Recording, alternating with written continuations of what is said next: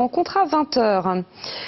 Notre page spéciale été, je vous rappelle que cette semaine, nous vous emmenons dans les coulisses de Chambord. Tout de suite, on retrouve sur place Corinne Bianrosa. Corinne, ce joyau architectural bâti en pierre de tuffeau est particulièrement fragile et doit faire l'objet de toutes les attentions.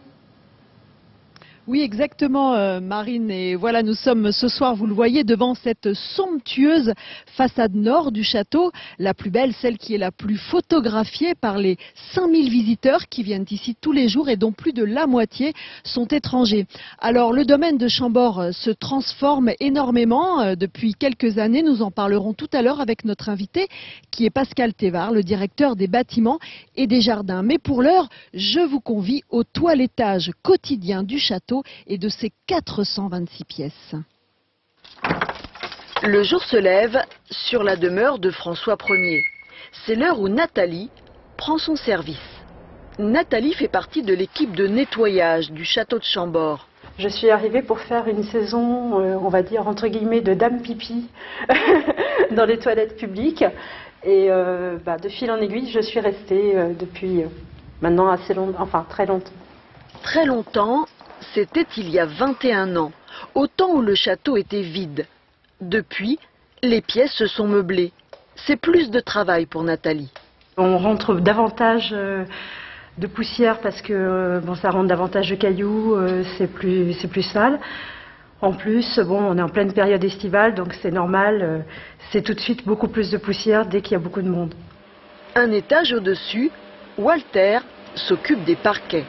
Quand il est bien ciré, quand il est bien entretenu, il reste pas. Bon, tous les matins, faut le faire, mais sinon, c'est un parquet qui reste quand même assez propre.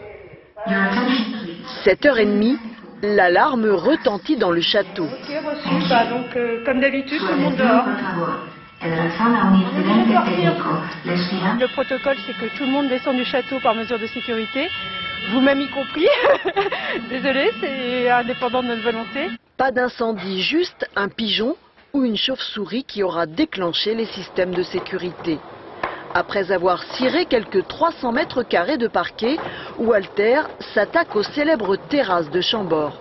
Qu'il neige, qu'il vente, qu'il pleut, on est ici. Je suis ici et il faut faire le boulot. Chaque matin, Walter passe près d'1 heure entre ciel et terre, à l'endroit même où la cour de François Ier suivait de loin la chasse du roi. C'est un très grand privilège. On est au calme, on travaille au calme. Après, quand les touristes arrivent, c'est plus pareil, quoi. Mais là, c'est vraiment on travaille dans un grand bonheur. À 8h30, l'équipe des caisses et de l'accueil prend possession des lieux. 9h, les portes s'ouvrent, le château toiletté est prêt à accueillir les visiteurs. 10 000 mètres carrés de bâtiments à nettoyer. Pascal Thévard, c'est pas une mince affaire. Hein. Non, vous c'est occupez beaucoup. Des bâtiments. Ouais. Oui, les bâtiments, l'entretien et la restauration. Et oui, 10 000 mètres carrés, c'est énorme, mais ça doit être obligatoire à faire pour une bonne présentation au public et une bonne conservation du monument. Alors, on l'a dit, le domaine est en pleine transformation. Entre autres projets, vous venez de replanter des vignes. Est-ce qu'elles existaient au temps de François Ier ? Alors, au temps de François Ier, il existait des vignes, puisqu'il y a eu un inventaire dressé par son fils Henri II à sa succession, à la succession de François Ier, et il y avait des fermes avec les carrés de vignes, évidemment. C'est surtout au XVIIIe siècle que ce carré de vigne est apparu sur les plans, où 10 arpents, ça fait en gros 6 hectares de vignes, étaient plantés au XVIIIe siècle, et donc dans la plus pure tradition, nous avons replanté cette vigne. Alors, autre nouveauté, les gens qui veulent maintenant être immergés, qui veulent vivre la vie de Chambord, peuvent habiter ici, parce que vous avez, habiter occasionnellement, dans un temps limité, parce que vous avez ouvert des gîtes. Oui, il y a quelques années, nous avons profité de maisons libres dans le village, mais parce qu'il y avait des administrations et qu'on a relocalisé tout cela dans le château. Donc on a créé 2 gîtes dans le village et un dans une ancienne ferme à l'extérieur, un peu plus loin que le château, en forêt.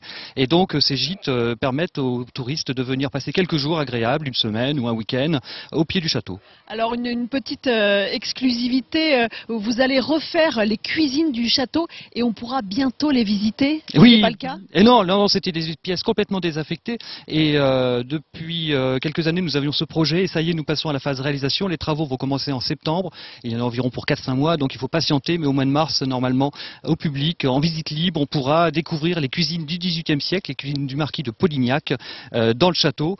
On va restaurer une ambiance qui manquait au château. Ça sera formidable. Donc il y a beaucoup de transformations. On l'a dit, vous allez refaire aussi la place du château. On sait que ça n'a pas toujours été facile avec les habitants du village de Chambord. Est-ce qu'aujourd'hui, ils ont toujours des raisons de s'inquiéter? Non, je crois qu'ils n'ont plus de raison de s'inquiéter. Maintenant, nous améliorons leur cadre de vie, nous améliorons l'accueil du public. Et donc, tous ces travaux sont là pour valoriser Chambord et indirectement, évidemment, les habitants. Pascal Thébar, je vous remercie. On se retrouve demain. À demain, Corinne. Du cinéma à présent avec la nouvelle aventure d'Alex Guéry, le jeune réalisateur.